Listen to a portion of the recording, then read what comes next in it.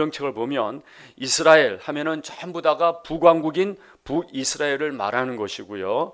유다 하면은 다 남왕국, 남유다를 말하는 거죠. 그래서 북이스라엘의 왕조는 1대부터 19대 왕까지 역사를 이어가게 됩니다.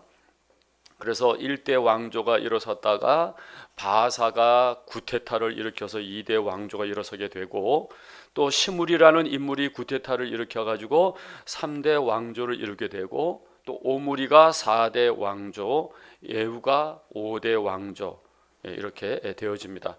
여기서 이제 중요한 왕조는 여러분들이 기억해야 될 거는 이제 4대 오므리 왕조하고 5대 예후 왕조죠. 그러니까 오므리 왕조는 오므리, 아합, 아하시야, 여호람, 그리고 예후 왕조는 예후, 이제 10대 왕이죠. 이제 예후, 여호아하스, 여로보암 2세, 스가랴 이렇게 되어지는 거죠. 그리고 남유다는 1대부터 20대 왕까지 이어지게 되는데요. 다행히 하나님께서 다윗에게 하신 약속이 있었기 때문에 그 언약을 지키시기 위해서 다윗의 후손들을 마지막 시드기야 왕까지 세워주신 것을 볼 수가 있습니다. 그런데 유일하게 7대 왕 아달랴가 다윗의 혈통이 아니죠. 이 사람은 이 여자는 이제 북이스라엘의 공주인데 시집 와서 속을 썩이는 그런 일을 하죠. 그리고 아비암은 아비야라는 이름을 가지고 있고 우시아는 아사랴라는 또 이름을 가지고 있어요. 그래서 지금부터는 이제 북이스라엘과 남유다의 역사를 번갈아 가면서 살펴보게 되는 거죠. 그래서 12장 25절을 보시면 12장 25절 이하를 보면 북이스라엘 초대 왕인 여로보암이 금송아지를 만들어서요 북이스라엘 백성들로 하여금 섬기게 하는 어처구니 없는 일이 나오는데요. 이것을 여러분들이 잘 살펴봐야 북이스라엘의 역사가 이해가 되는 거죠.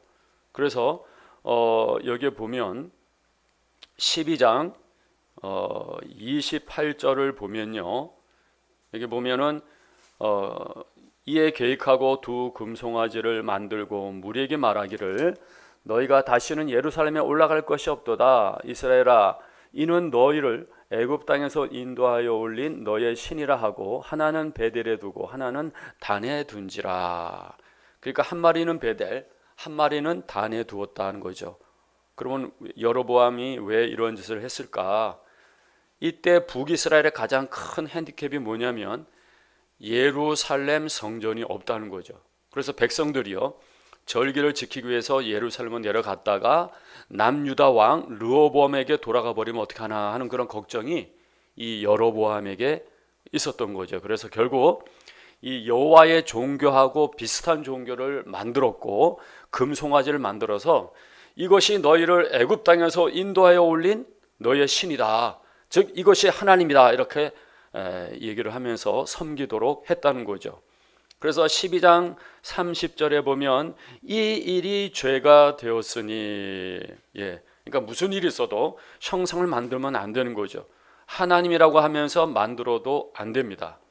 그런데 여러분 카톨릭을 보세요. 카톨릭을 보면 마당에서부터 향과 초를 피우고 형상들이 얼마나 충만한지. 그러니까 이 카톨릭은 절대로 우리의 큰 집이 아니에요. 완전히 딴 집이라는 거죠. 그래서 12장 31절에 보면 저가 또 산당을 짓고 레위 자손 아닌 보통 백성으로 제사장을 삼고, 그러니까 무자격자를 성직자로 삼았어요. 그러니까 어떻게 됩니까? 레위 사람들이 버틸 수가 없어서 다 남쪽으로 내려오게 됩니다. 그리고 또 32절에 보면 8월 곧 그 달 15일로 절기를 정하여 유다의 절기와 비슷하게 하고, 이것이 또 위험한 거죠. 그리고 33절에 보면 저가 자기 마음대로 했다는 거예요. 이처럼 진리와 비슷하게 하는 것이 제일 위험한 거죠. 성경 중심으로 믿음 생활을 해야지 자기 마음대로 믿음 생활을 하는 것은 위험한 것이다. 그리고 얼마나 많은 비자격자 목회자들이 목사가 되어 있는가를 오늘 또 우리가 한번 뒤돌아봐야 되겠는데요.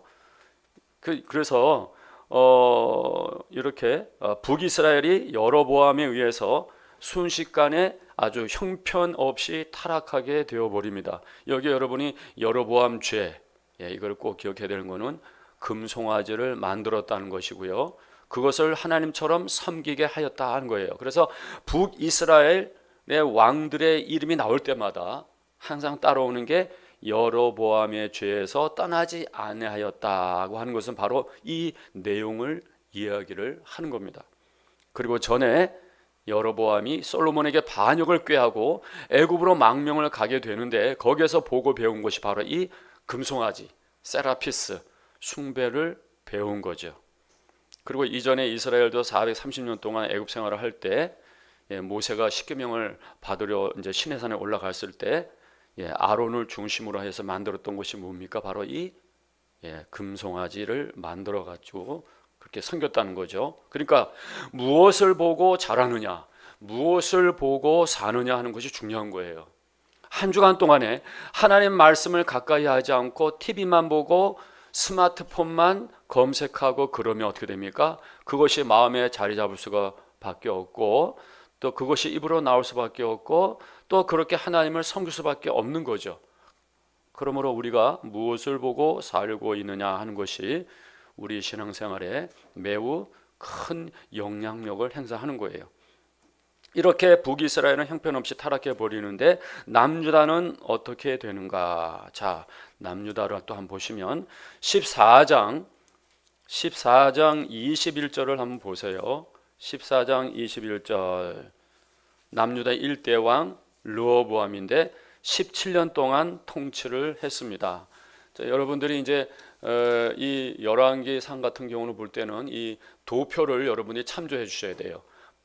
분열 왕국 연대표 그런 것을 참조를 하셔야 되는데 21절 보면 이 르호보암이 17년 동안 통치하면서 그의 어머니의 이름은 나아마. 그 밑에 21절 맨 끝에 보면 그 모친의 이름은 나아마라 암몬 사람이더라. 그러니까 이 암몬 사람이 솔로몬의 부인이었다는 거예요. 그리고 31절 또 중간에 보면 그 모친의 이름은 나아마라 암몬 사람이더라.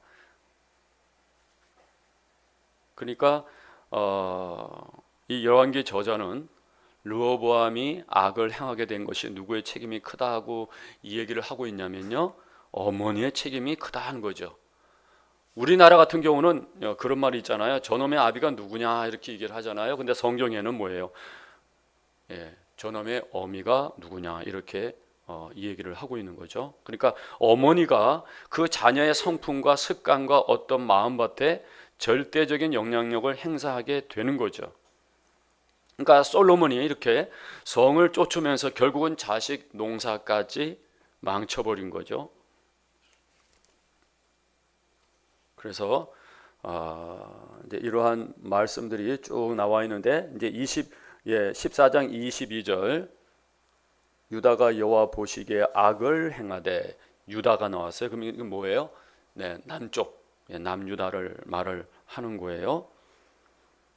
그 열조 행한 모든 일보다 뛰어나게 하여 그 범한 죄로 여호와의 노를 격발하였으니. 그리고 14장 23절부터 26절까지 보면 이제 큰 방패 20개가 있었고 작은 방패 300개가 있었는데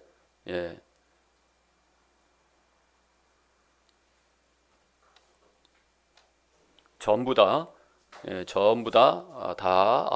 빼앗은 건데 이제 이후에 보면 그 애굽왕 시삭이 올라와서 이 방패들을 다 빼앗아 갈 때 언약궤도 빼앗아 간 것이 아닌가 그렇게 신학자들이 추정을 합니다. 그래서 지금부터는요 이제 언약궤의 행방이 나오지 않는 거예요. 그러니까 이것은 이스라엘 백성들이 십계명과 시내산 언약과 레위기서부터 멀어지고 있다는 거예요. 그리고 이제 30절 보면 르호보암과 여로보암 사이에 항상 뭐가 있었어요? 전쟁이 있느니라. 그러니까 남유다와 북이스라엘 사이에 전쟁이 있었다는 겁니다.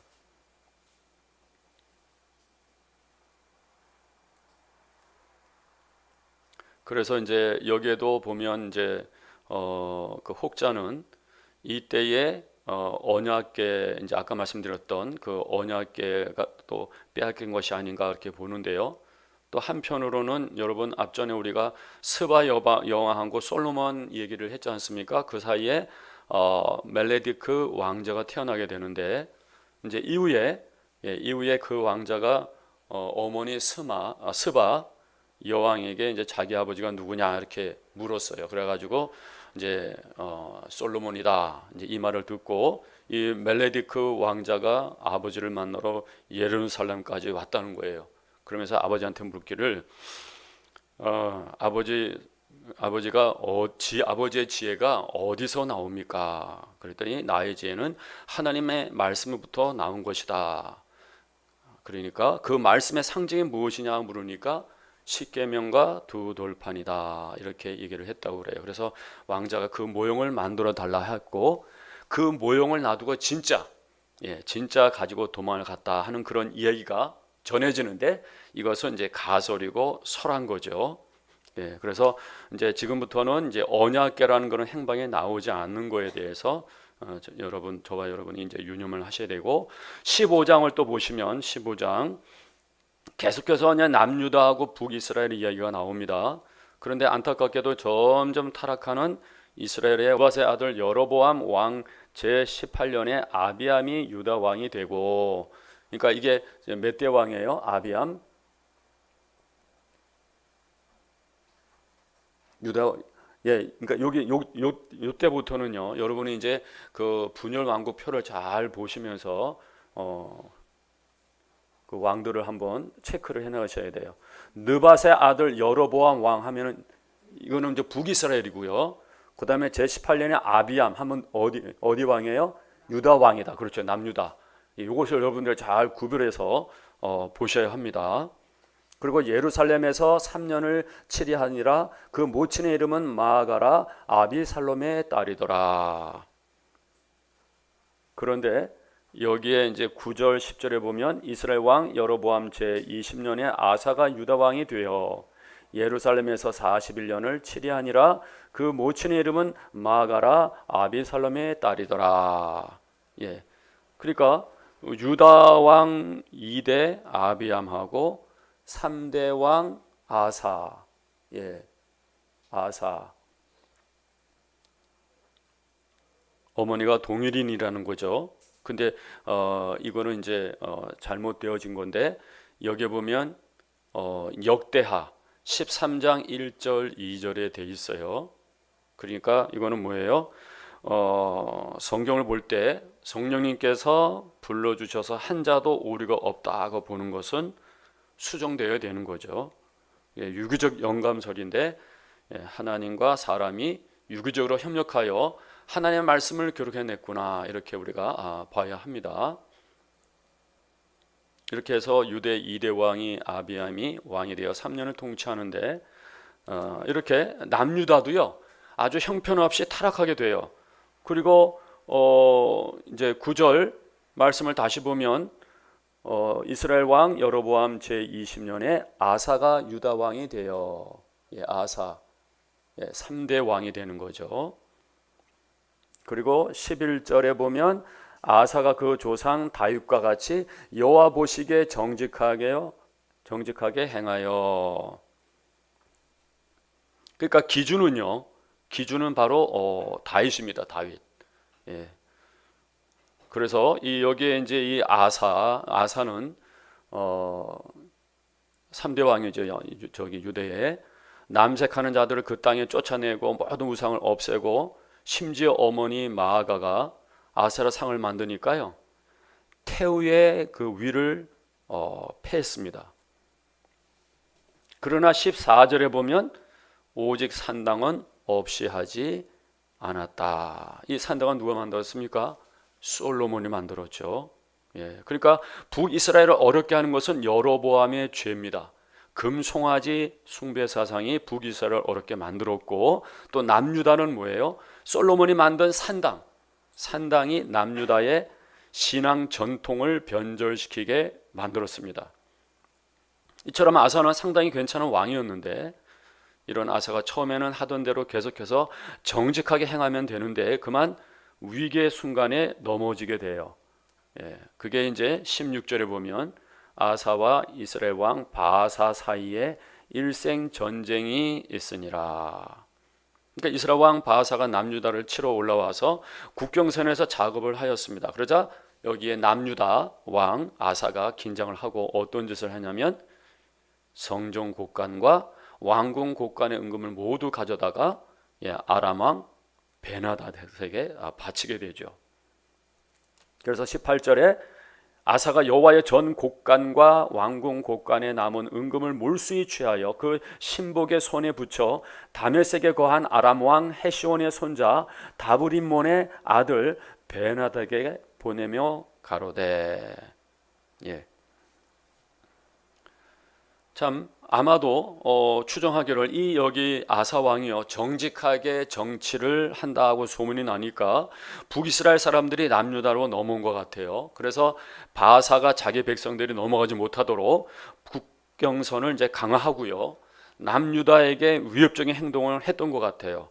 그러니까 상대방이 이렇게 나오더라도 믿음의 사람들은 정도를 가면 되는 거죠. 그런데 이 아사가 정도를 가지 못하고 어떻게 됩니까? 흔들려 버린 거예요. 그래서 하나님께 엎드려 하는데 아람 왕에게 엎드려 버린 거죠. 그리고 하나님 것에 손을 대 가지고 그 여호와의 곡간의 은금을 가져다가 이방 나라 왕에게 바쳤다 하는 겁니다. 그래서 23절을 보면 결국은 끝에 보면 저가 늙을 때에 발에 병이 있었더라. 이렇게 해서 그의 마지막이 좋지 않은 그러한 모습을 보게 됩니다. 그리고 또 이제 25절에는 다시 이제 카메라가 북이스라엘로 돌아가게 되죠. 이렇게 남유다 북이스라엘로 돌아가고 거기에도 또한 이제 보면 여러분들이 이제 도표를 보면서 이제 그걸 한번 확인을 하셔야 합니다. 또 25절 또 보면요. 유다 왕 아사 제2년에 여로보암의 아들 나답이 이스라엘 왕이 되어 2년을 이스라엘을 다스린지라. 이 나답은 몇 대 왕입니까? 이스라엘의 2대 왕. 그러니까요. 여기 보면 이스라엘 북이스라엘 왕들은요. 단 한 명도요. 정직한 왕이 등장하지 않습니다. 계속해서 악을 행하고 계속해서 후대 왕이 신기록을 갱신하고 더 악을 행하면서 북이스라엘 역사가 진행이 됩니다. 하지만 남유다는요. 반짝반짝 정직한 왕들이 등장하지만 나중에는 시험이 들고 말년에 변질되고 이런 식으로 진행이 되어져요. 자, 그래서 이제 15장 27절에 보면 뒤에 나답과 온 이스라엘이 기쁘돈을 에워싸고 있었음이더라. 유다 왕 아사 제3년에 바사가 나답을 죽이고 대신하여 왕이 되고. 그러니까 북이스라엘 왕이 이렇게 악한 짓을 하니까 군 지휘관인 이 바사가 쿠데타를 일으켜서 정권을 뒤집어 버립니다. 그래서 정권을 뒤집으면서 1대 왕조 여로보암과 나답을 다 심판해 버리고요. 그리고 2대 왕조 바사 이제 3대 왕, 이스라엘 북이스라엘의 3대 왕이죠. 이제 바사 왕조가 이제 등극을 하게 되는 거죠. 그러니까 이것이 하나님의 심판의 방법인 겁니다. 구테타를 일으켜 가지고 죄 지었던 전 왕조를 진멸시키고 새로운 왕조가 도래하고 그러면서 북이스라엘이 하나님의 심판을 받게 됩니다. 자, 그리고 이제 33절 15장 33절 34절 자, 우리 같이 한번 읽어봅니다.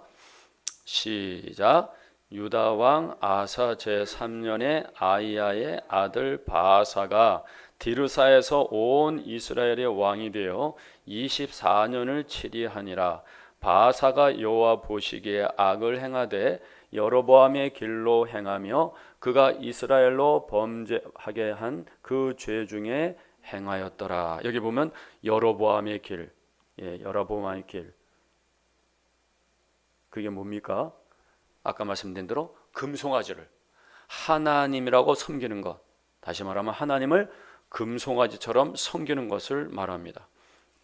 그리고 이제 16장에 보면 16장 8절에 보면 이 엘라, 이제 4대 북이스라엘 4대 왕이죠. 엘라도 하도 시원찮게 정치를 하니까 2년 만에 또 이제 시므리라는 그런 군 지휘관이 쿠데타를 일으켜서 엘라를 쳐 죽여 버립니다. 그리고선 이제 9절 10절에 보면 이렇게 해가지고 시므리가 엘라 온 집안을 다 죽여버리고 시므리가 왕으로 등극하는데, 자 16장 15절을 한번 보세요.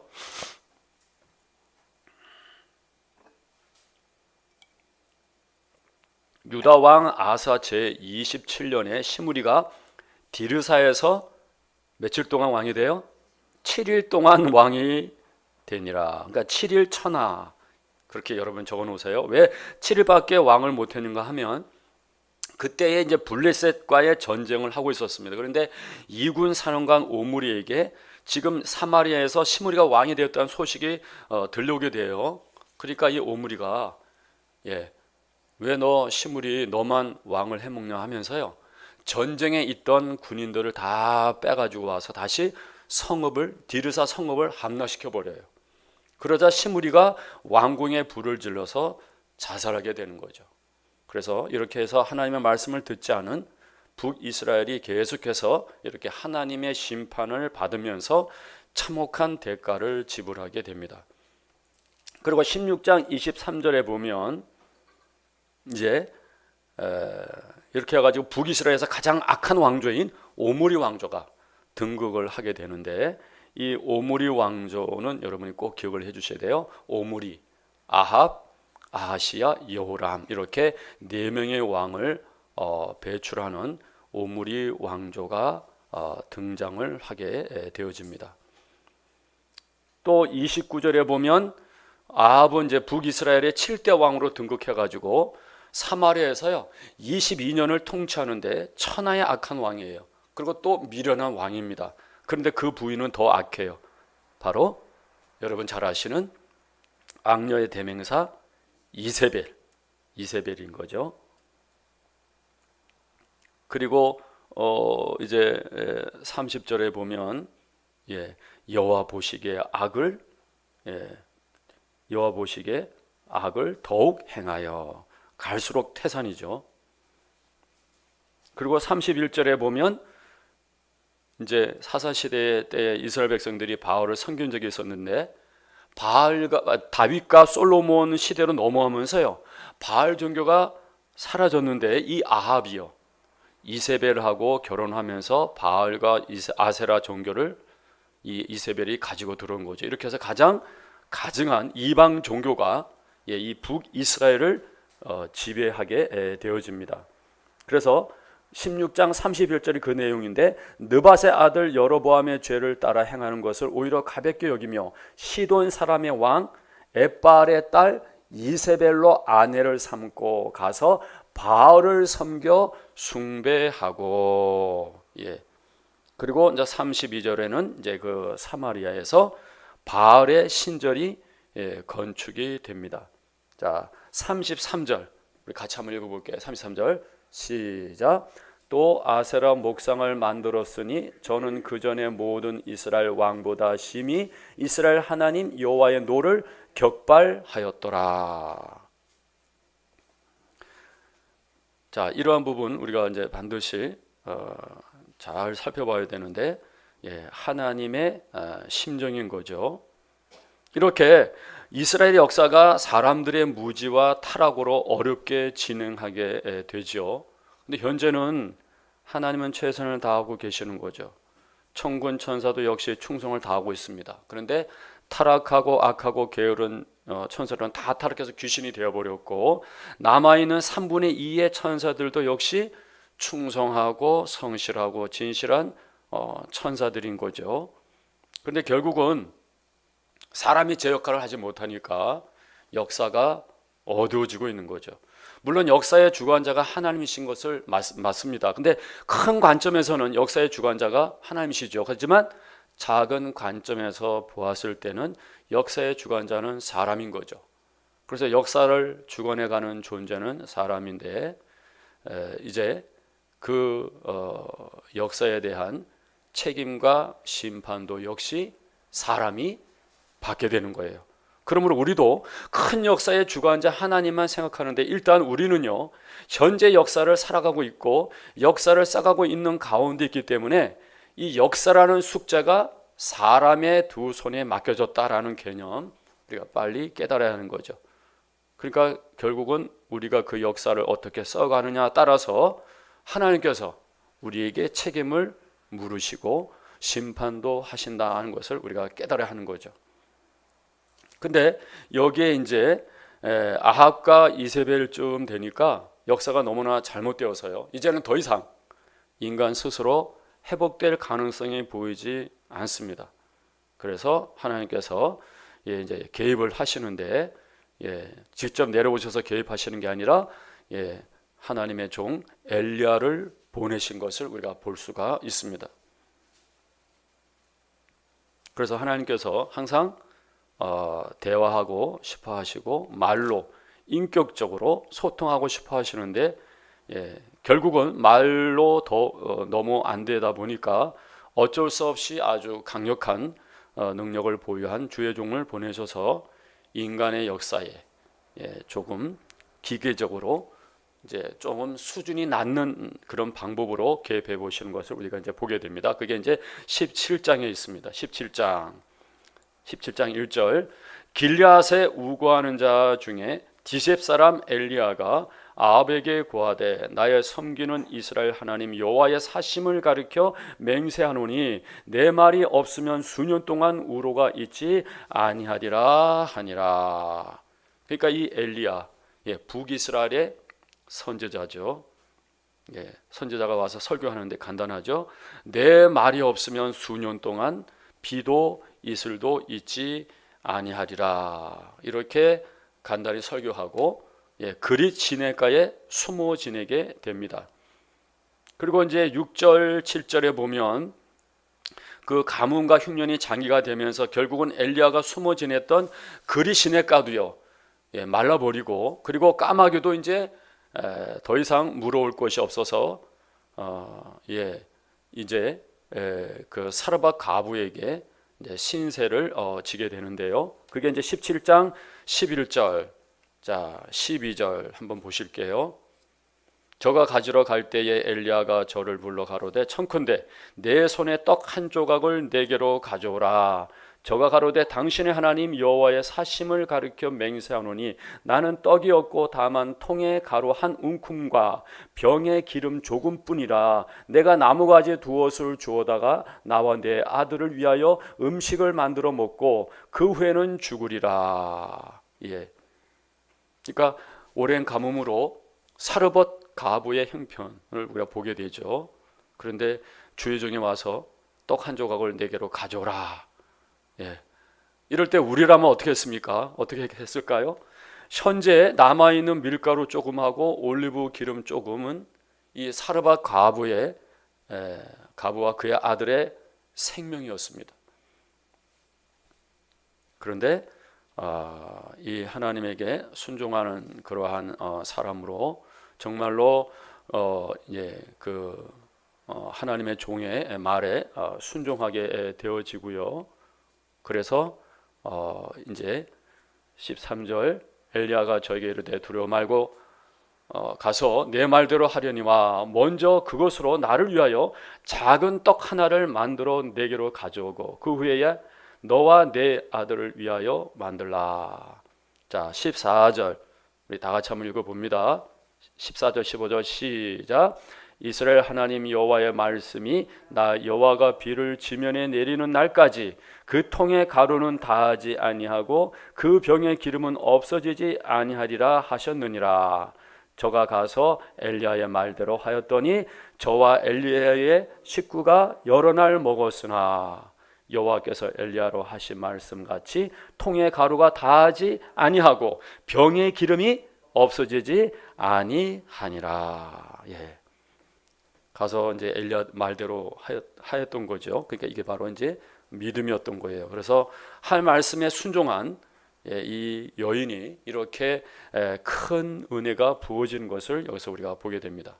그리고 이제 18장에는 본격적인 엘리야의 이야기가 기록이 되어 있습니다. 18장 1절을 보면 많은 날을 지내고 제3년에 여호와의 말씀이 엘리야에게 임하여 가라사대 너는 가서 아합에게 보이라 내가 비를 지면에 내리리라. 예.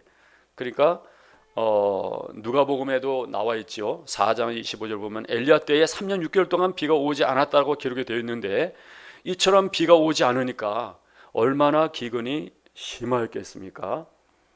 자, 그런 가운데 18장 3절에 보면 아합이 국내 대신 오바다를 불렀으니 이 오바다는 크게 여호와를 경외한 자라.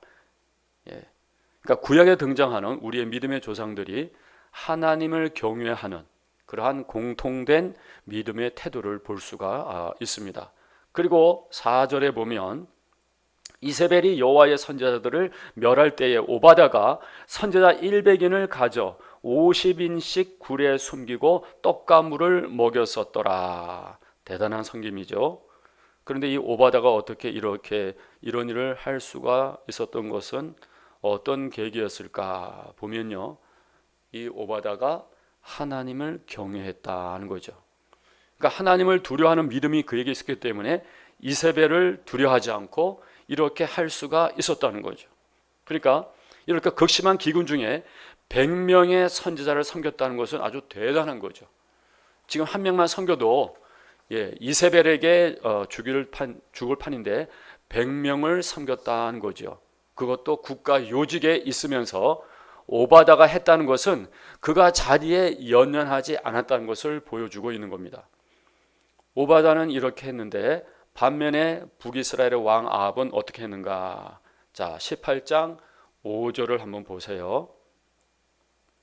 아합이 오바다에게 이르되 이 땅의 모든 물 근원과 모든 내로 가자. 혹시 꼴을 얻으리라. 그러면 말과 노새를 살리리니 짐승을 다 잃지 않게 되리라 하고.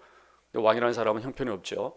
지금 백성이 얼마나 도탄에 빠져 있는지, 왜 3년 6개월 동안 비가 오지 않은 것인지, 백성들이 기근 가운데 얼마나 어려운 가운데 있는지, 또 하나님의 심정은 어떠한지 그런 것은 전혀 생각하지 않고요, 오직 자기의 이익만 챙기는 그러한 이기주의자의 모습이 여기 기록이 되어 있습니다.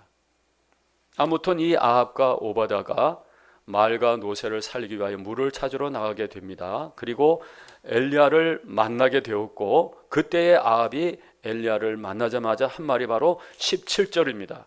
17절. 엘리야를 볼 때 저에게 이르되 이스라엘을 괴롭게 하는 자여 내냐. 예, 이스라엘을 괴롭게 하는 자가 지금 누굽니까? 아합과 이세벨 아닙니까? 그런데 엘리야를 만나자마자 이스라엘을 괴롭게 하는 자여 너냐, 그렇고 그렇게 얘기를 한다는 거죠.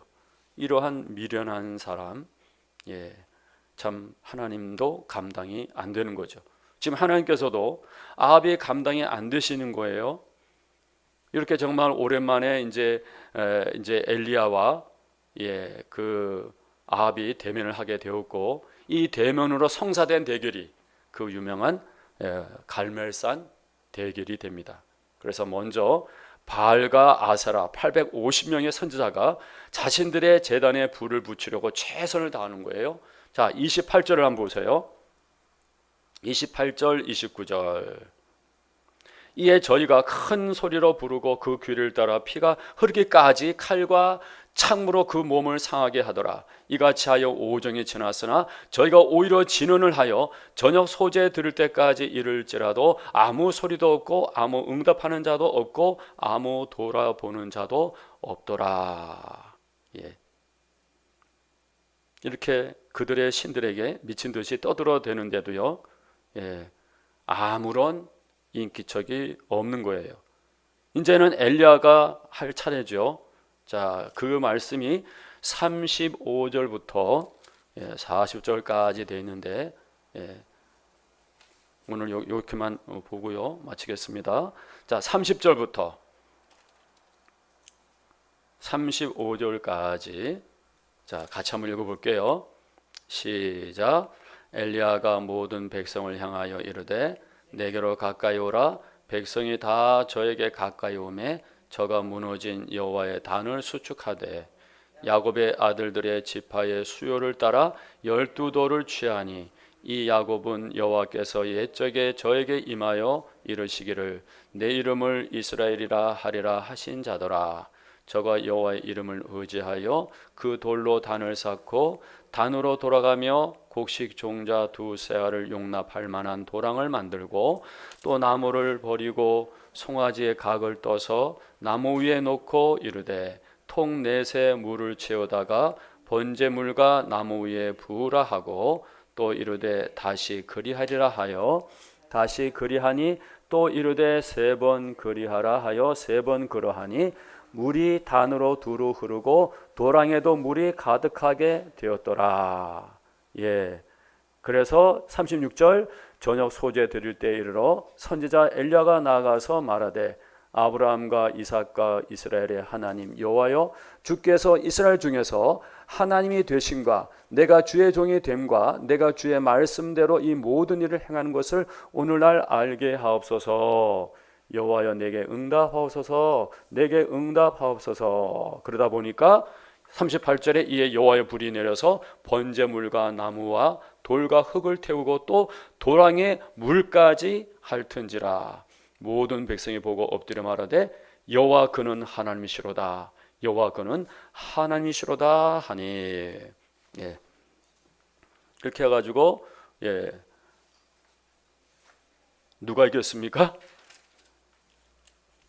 엘리야가